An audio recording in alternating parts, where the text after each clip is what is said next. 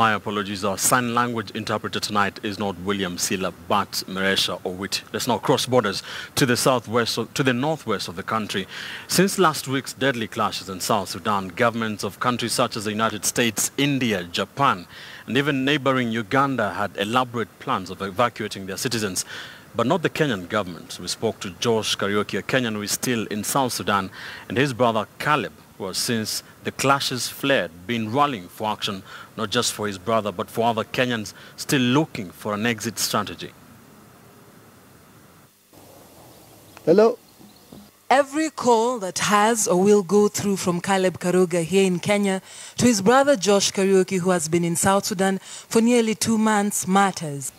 Try to communicate, then, poor connection. Thursday morning, the narrative told in Kenya is that Juba is calm. Juba is calm. The shops have been open. We're able to move around. So Juba is very calm. We were about 300 people there at the embassy yesterday because we thought that there were plans to evacuate us or anything. But the embassy staff told us there is no plan. But Josh hasn't just been speaking to his brother. He's been shouting to the world, a stem of messages confined in 140 characters each. The first tweet on July the 7th, and I quote, "Sounds of gunshots here in Juba. Government imposed 6 p.m. to 6 a.m. curfew today. They kept coming, describing the worst hours, telling his own story, even reaching out to State House, Ambassador Mina Mohammed, and the Foreign Office Twitter handles. On July the 10th, and I quote, fighting has resumed in Juba and is escalating. Is any help coming or are we on our own?" But the replies were not coming, few answers to many questions. His younger brother Caleb rallied behind him. Sunday evening was, I think, my worst day because my brother called me at around midnight and he got good connection. So he called me, he said, "Bro, I'm hiding under the bed and I just want you to listen to this." And the next thing I heard was just gunshots and I think missiles or whatever it's called, shelling going on. And for like a few seconds I froze. With movement restricted, it was near impossible to get out. However, the governments of India, the United States, and even neighbouring Uganda had plans to evacuate their citizens. Corporates and NGOs organized chartered flights for their personnel.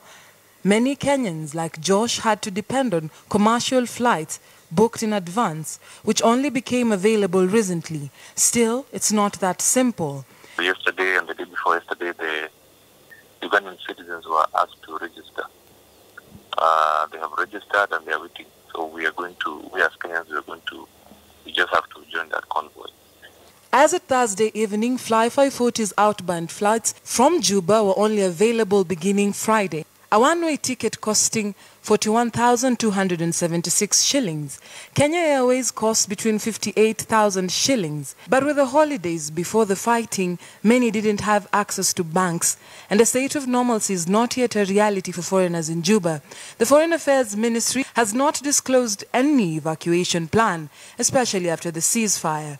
There will be no forceful evacuation. The wound that is in him, and he may not tell me he's my elder brother, but the wound is when he wanted help from his motherland, it wasn't forthcoming when he needed it. The work I do here, I am an aid worker.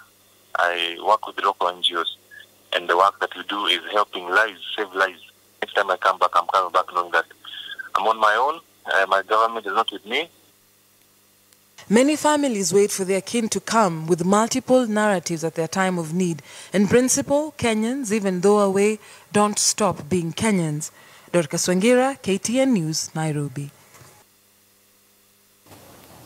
Hello. Every call that has or will go through from